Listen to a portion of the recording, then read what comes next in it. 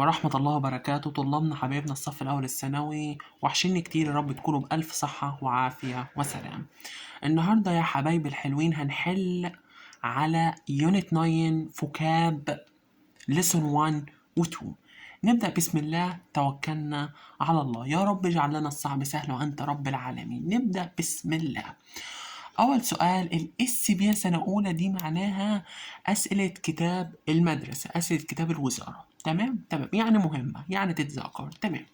بيقول لك كان درايفر، سائق، سمول سائق صغير، باكجز كويكلي يعني بسرعة. تمام، بدل قال لك سائق خلاص ما تقراش وما تكملش. درون يعني طائرة مسيرة، طائرة مسيرة، بدل قال لك سائق. تمام. السؤال اللي بعده بيقول لك ايه؟ بيقول لك can help do dangerous job، بتعمل يعني ايه؟ بتعمل وظائف خطيرة in factories، في المصانع and hospital، والمستشفيات. ايه اللي بتعمل الحاجات الوحشة؟ طبعا الروبوت طبعا، او الذكاء الاصطناعي هو اللي بيعمل الحاجات الوحشة. تمام. السؤال اللي بعده بيقول ايه؟ بيقول لك انوجد person، بيقول لك شخص. traits بمعنى يعامل. everyone كل شخص. politely خلصت. politely يعني مهذب، اكيد بدل قال لك مهذب يبقى respectful. انا بقول لك شخص محترم بيعامل كل شخص باحترام او بطريقة مهذبة. تمام.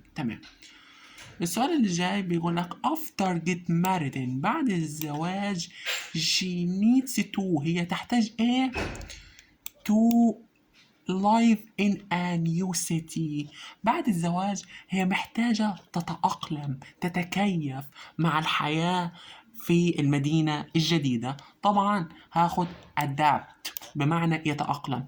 بطريقة تانية adapt to معناه بيجي بعدها حرف الجر دايما to. adapt to بمعنى يتكيف أو يتأقلم مع. تمام. السؤال رقم 5 بيقول عمر designed a car. ماشي. it use sunlight. بس sunlight قال لك هي بتستخدم من ضوء الشمس. sunlight ضوء الشمس، خلاص يبقى solar على طول. شمسي يبقى سيارة شمسية، بس يبقى عمر صمم سيارة شمسية مصنوعة من ضوء الشمس. تمام. السؤال اللي بعده بيقول لك ايه 6 ده؟ بيقول لك احمد realizes enough، احمد تلقى ايه before starting his job، قبل ما يبدأ الوظيفة. اكيد عمل تدريب، ما هو انت لازم تعمل تدريب في الاول قبل ما تبدأ وظيفة. اكيد يبقى training بمعنى تدريب. تمام، يبقى تدريب كافي. تمام. السؤال اللي بعده بيقول لك إيمان wants to، إيمان أرادت إيه her bad habits، العادات السيئة with better ones، بعادات أفضل. طبعا عايز أقول بتستبدل، يعني هي كانت بتعمل حاجات وحشة وهي عايزة تغيرها بحاجات أحلى. طبعا replace بمعنى يحل محل أو يستبدل حاجة وحشة بحاجة حلوة. تمام.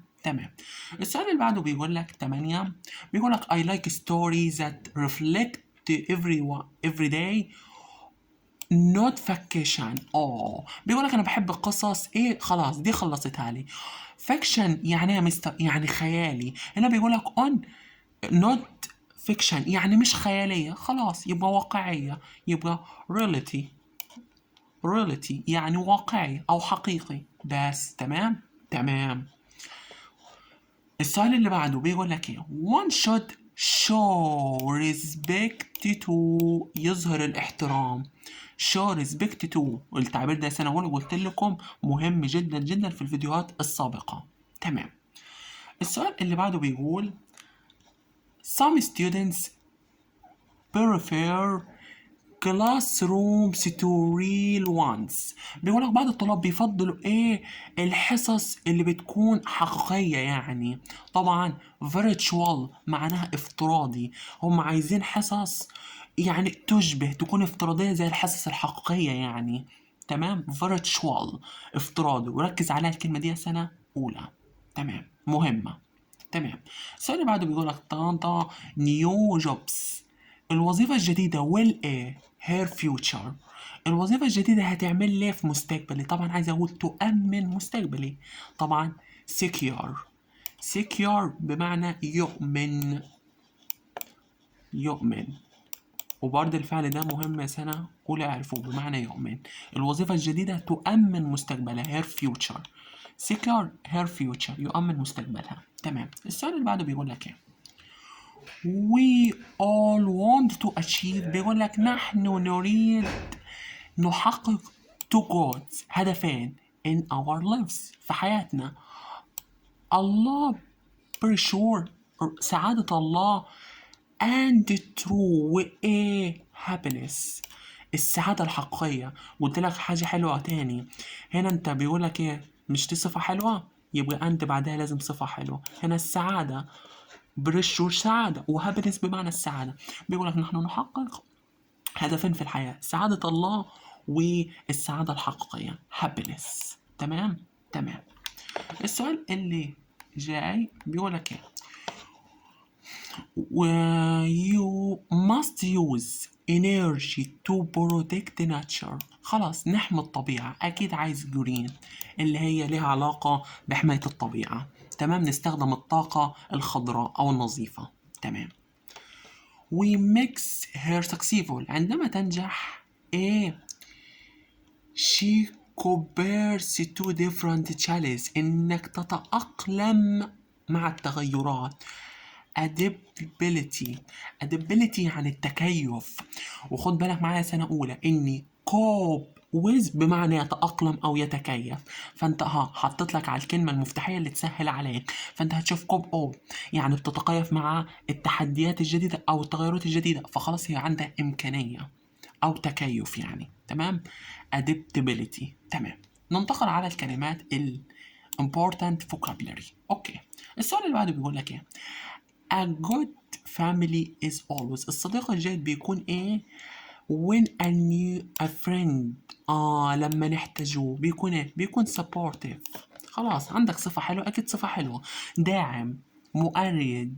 تمام. طبعا الصديق الجيد بيبقى مؤيد أو داعم عندما نحتاجه. تمام. السؤال اللي بعده بيقول ايه؟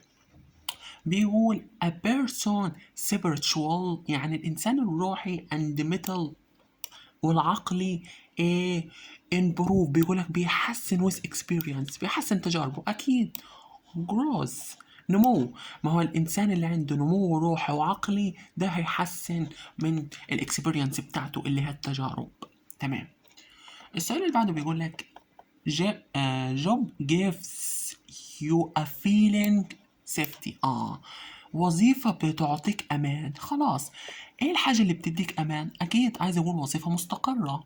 ما هنا أداة، عايز هنا صفة وبعدها اسم. أي واحدة فيهم صفة suitable.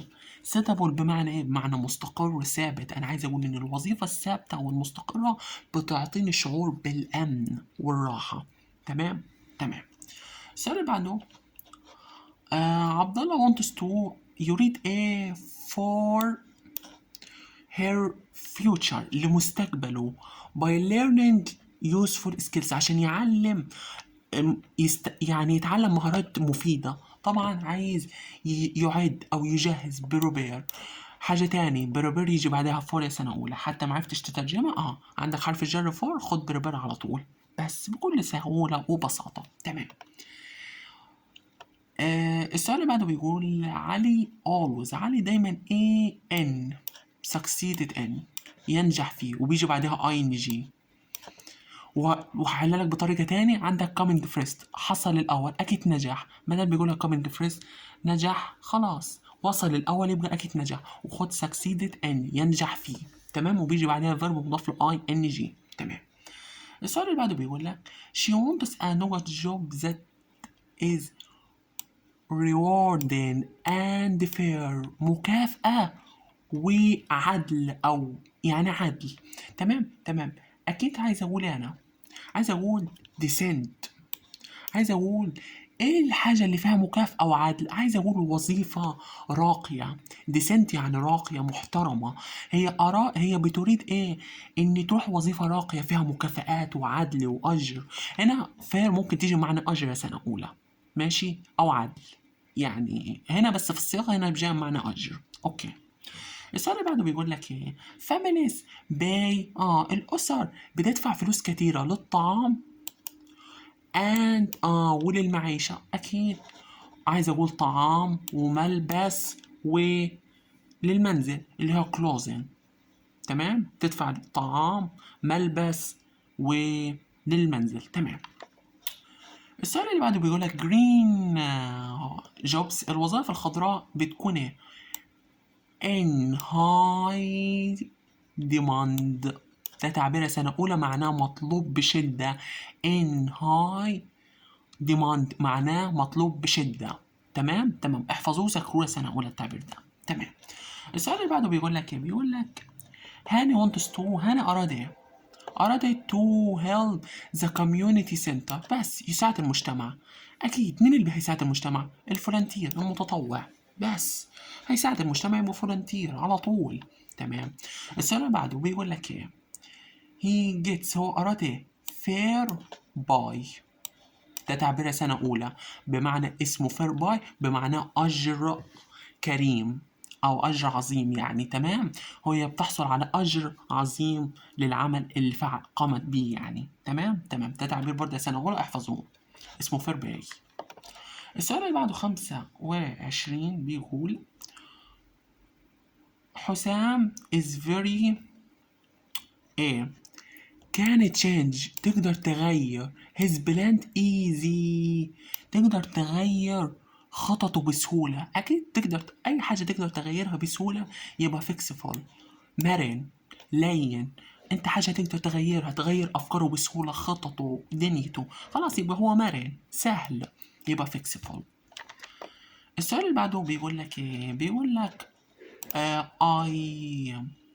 I am proud of son، أنا فخور بابني بإيه at school. أكيد أي حاجة فيها فخر نجاح يبقى achievement، إنجازات. أكيد أنا فخور بابني بالإنجازات اللي عملها في مدرسته. بس أي حاجة فيها إنجازات نجاحات خد achievement معنى إنجازات. السؤال اللي بعده بيقول لك we believe، نحن نعتقد that every student، كل طالب has great potentials، عنده قدرات عظيمة أو إمكانيات. نحن نؤمن إن كل طالب عنده قدرات عظيمة. potentials يعني عنده قدرات عظيمة. تمام، أداة صفة اسم. أوكي. السؤال اللي بعده بيقول لك إيه؟ sorry I will not a harder salary. ماشي، هو بيقول لك إيه هنا؟ بيقول لك أنا سوف إيه؟ salary يا سنة أولى معناها معاش، معاش أكتر. فأنا عايز أقول إيه؟ أنا سوف أطلب demand، أنا هطلب معاش أكتر أو مرتب أكتر. تمام، salary بمعناها مرتب أو معاش. تمام، فأنا هطلب معاش أو مرتب. تمام. السؤال اللي بعده بيقول لك living in لندن، العيشة في لندن بتكون إيه؟ جيدة لتعلم الإنجليزي. عايز أقول فرصة، opportunity، بتكون فرصة. العيشة في لندن بتكون فرصة جيدة عشان أتعلم الإنجليش. السؤال اللي بعده بيقول لك ناصر likes بيحب يتناقش في الأفكار مع الناس. بدل قال لك بيتكلم عن الأفكار، خد حاجة فيها الاختيارات فيها أفكار اللي هي open minded معناه منفتح الفكر. أي حاجة فيها أفكار يبقى خد open minded اللي هي معناه متفتح وعقله مصحصح يعني. stubborn دي معناها عنيد. تمام تمام، وطبعا غلط. ندخل على بعده. بيقول لك Reem wants to change her and try healthier habits. هي بتحاول تغير ايه عشان تجعلها عادة أحسن. طبعا لايف ستايل، نمط الحياة بتاعها. وده تعبير خدته سنة أولى الترم اللي فات اسمه change life style، معناه يغير نمط الحياة. تمام تمام. السؤال اللي بعده بيقول لك she wants to build a succeed in medicine. هي بتبني ايه؟ ناجح في الطب. بدل تتكلم عن وظيفة خد كارير، الحياة المهنية. أي قال لك طب، صيدلة، هندسة، أي حاجة فيها وظيفة، تيتشر، معلم، خد الحياة المهنية على طول كير. تمام. بيقول لك our company، شركتنا بتبيع ايه؟ ده تعبير اسمه هاي كواليتي، جودة عالية. هاي كواليتي جودة عالية. السؤال اللي بعده بيقول مستر أيمن gave رودينا عطى رودينا إيه for her work hard على عمل الجاد. أكيد عملت عمل جاد وتعبت وذاكرت، أكيد عطاها مكافأة، يبقى regard بمعنى يكافئ أو مكافأة، عشان بعد إيه بيجي ناون، فهنا جاي بمعنى مكافأة، عطاها مكافأة على العمل الجاد. تمام. Our school held a train نقعد to teach life skill. هو بيقول لك مدرستنا بتعمل تدريبات ايه عشان تتعلم مهارات الحياة. اي حاجة فيها تعلم خد على طول الورك شوب اللي هي ورشة العمل، مش ورك بليس عمل، لا لا لا، مش عمل مكان عمل، لا لا لا، ولا كارير ولا كوريج بمعنى الشجاعة، لا، ده هنا اي حاجة فيها تعلم خد ورك شوب اللي هي ورشة العمل. تمام تمام. بيقول لك السؤال 36 بيقول لك ايه this travel company offers شركة السفر دي company معناها شركة السفر بتعرض ايه tours رحلات بأسعار منخفضة، أكيد packages، وده تعبير عرفوه سنة أولى اسمه package، يعني رحلات سياحية. تمام تمام. هو تعبير مش عندكم يا سنة أولى، ولكن أنا حبيت أسهلها لك وبالترجمة، يعني هو بيقول لك إني شركة العمل دي شركة السفر بتقدم لي رحلة يعني بأسعار منخفضة. تمام. بيقول لك teaching، بيقول لك معاملة الناس بتكون إيه is important. طبعا خلاص اتكلم عن معاملة الناس، عايز أقول بكرامة dignity. dignity يعني بكرامة، إنك لازم تعاملهم باحترام وتقدير. تمام. سينج فيديوز، إنك تتفرج على الأفلام، ده بيكون شكل من إيه entertainment تسلية، إنك تتفرج على الأفلام والمسلسلات ده طبعا تسلية. تمام. يوسف got a new good، عندك تعبير خدته في الترم الأول اسمه good position، يحصل على وظيفة good position أو good job، الاتنين بمعنى بتاع good job أو good position، يحصل على وظيفة. تمام تمام في الشركة. تعال ندخل على الديفينيشن. أول سؤال زي ما احنا بنحله متعودين، عندك ايه flying machine، خلاص flying يعني حاجة بتطير، آلة طيران، خلاص أي حاجة ليها بتطير طير يبقى الطيارة، يبقى درون. بس السؤال اللي بعده بيقول لك ماشين برضه آلة بتعمل ايه، قال لك اوتوماتيكال بتشتغل اوتوماتيكي وبيتحكم فيها الكمبيوتر. خلاص بدل قال لك كمبيوتر واوتوماتيكي اكيد الروبوت هو اللي بيشتغل تلقائي. تمام. قال لك in digital شغالة رقمي not physical مش بدنية، مش بدنية يعني حاجة مش ملموسة، يعني حاجة افتراضية virtual، ما دي معناها مش بدنية يعني مش ملموسة، يعني مش هتقدرش تشوفها، يبقى virtual. السؤال اللي بعده بيقول لك ايه، بيقول لك made by hands بواسطة البشر او من صنع البشر not not ايه نشو هنا ما يقولك مش طبيعية، خلاص عايز اقول صناعية artificial. يعني معناها صناعي. تمام. وركزوا عليها الكلمة دي مهمة. بيقول لك سؤال رقم 5 بيقول لك ايه متعلقة بالطبيعة والبيئة، بس البيئة قلت لك حاجة ليها علاقة بالبيئة وحماية البيئة يبقى الجرين، بس على طول. السؤال اللي بعده بيقول لك ability ليها قدرة وبتشعر بالآخرين، بس بتشعر بالآخرين يبقى أنت عندك تعاطف empathy، عندك تعاطف أو شفقة. تمام تمام. قال لك change إنك تغير fit a new situation إنك تقدر تتغير مع الموقف الجديد، أتغير مع الموقف الجديد يبقى adapt بمعنى يتأقلم مع التغيرات الجديدة. هتقول دي بمعنى يتبنى، ركزوا فيها سنة أولى بنفس، شوف الحروف ما عدا الأو، دي معنى يتبنى طفل. تمام، بمعنى يتبنى طفل، ركزوا عليها. هنحل الديفينيشن المشتقات الديكلاراتيف معاكم. أول سؤال بيقول معانا إيه ال AI الذكاء الاصطناعي thinks إيه، هنا عندك فعل صح، خلاص يبقى أنا عايز حال، الحال طبعا آخره ly، يبقى دي اللي معناها صناعي أو بشكل صناعي. تمام.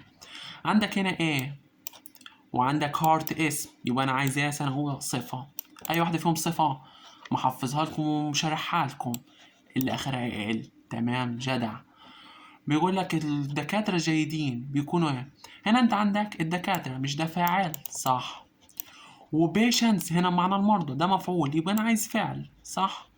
اي واحدة فيهم فعل، هي دي اللي اخرها اي ذات اي. تمام. ركز في سؤال رقم 4، هو بس لا في هنا ار، وبعد فيرب تو بي سنة أولى قلت لكم بيجي إيه؟ بعد فيرب تو بي اللي حافظ فيكم مذاكر صفة، يبقى أي واحدة فيهم صفة؟ سنة أولى صح. رقم سي جدع، اللي هي اي سي يبقى صفة فعلا. تمام. عندك هنا student اسم صح، وقلت لك غالبا الاسم بيبقى بعده اسم غالبا، ماشي. يبقى طبعا الاسم اي واحدة فيهم حفظها لكم شان، يبقى هو ده المقطع اللي فيه شان. تمام. السؤال اللي بعده بيقول لك ايه، عندك هنا تو احنا مذاكرينها، تو يجي بعدها مصدر، اي واحدة فيها مصدر يا مستر؟ دي مصدر، دي غلط غلط غلط. تمام. عندك ماي، هتقول لي ماي وكود وكان وكل دول افعال ناقصه، واي فعل ناقص يجي بعده مصدر الانفينيتيف، اي واحده فيهم مصدر replace. تمام. السؤال اللي بعده هتبص قبليها هتلاقي انستنت بمعنى فوري او ثابت، هنا انت ده صفه صح. ايوه الصفه عايزه ايه بعديها؟ اسم نون، اي واحده فيهم اسم اللي اخرها منت، يبقى هي دي صح جدع.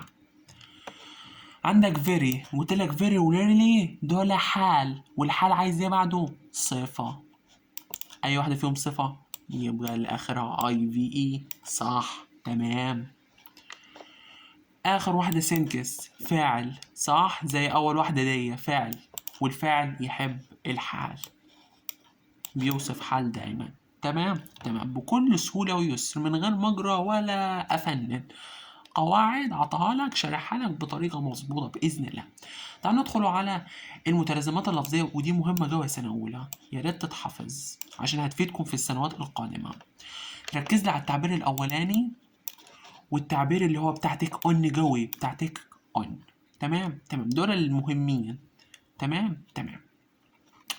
أول واحد هنا بيقول لك new situations، اللي هو مواقف جديدة، خلاص اللي بيتكلم عن المواقف يبقى adapt to، وأنا قلت لك adapt to بيجي بعدها تو. تمام. بيقول لك الكومباني الشركات، خلاص عندك ايه نيو فاليج، خلاص انا عايز اقول تيك اون بمعنى يقبل تحديات جديدة. عندك هنا ايه valued يبقى فيه الفاليو يعني شعور بالتقدير يعني او بالاحترام. تمام. عندك هاي يبقى ايه بمعنى يهدف لأعلى أو يعني سقف طموح، يعني في طموح. تمام. تريننج يتلقى تدريبات، ودي تعبيرات بتتحفظ سنة أولى تذاكروها وتحلوا على طول. هندخل على السينونيم والأنتونيم. أول حاجة بالنسبة للسينونيم والأنتونيم بنحلهم على طول. الام بي سي تعاطف عايزة عكسها، يبقى indifference و سنة أولى، وكيرلي اللي هي معناها قسوة، عدم رحمة. تمام. creatively يعني الإبداع، عايز عكس الإبداع أكيد dullness اللي هو الجمود أو التخلف، وبرضه هنا روتين جاية بمعنى يعني برضه جمود أو عدم إبداع. هنا بيقول لك artificial عايز معنى صناعي، أو تيجي بمعنى تاني سنة أولى بمعنى مزيف، فطبعا هاخد فيك بمعنى مزيف، وهاخد pretended اللي هو معنى يتظاهر أو مصطنع. تمام. empathy عايز معناها تعاطف، خلاص يبقى compersion بمعنى تعاطف، وركزوا فيها الكلمة دي سنة أولى. وطبعا sympathy برضه كلمة مهمة بمعنى تعاطف أو شفقة. تمام. سؤال رقم 5 عايز security كلكم عارفينها معناها أمن، يبقى أي واحدة protection اللي هي معنى أمن أو حماية، وسيفلي بشكل آمن، دي سهلة. adapt بمعناه يتكيف، عايز معناها أي واحدة بمعنى يتكيف طبعا. modify بمعنى يتكيف، وعندك adjust بمعنى يتكيف أو يتأقلم. assertively عايز معناها معنى الإبداع، الإبداع أكيد.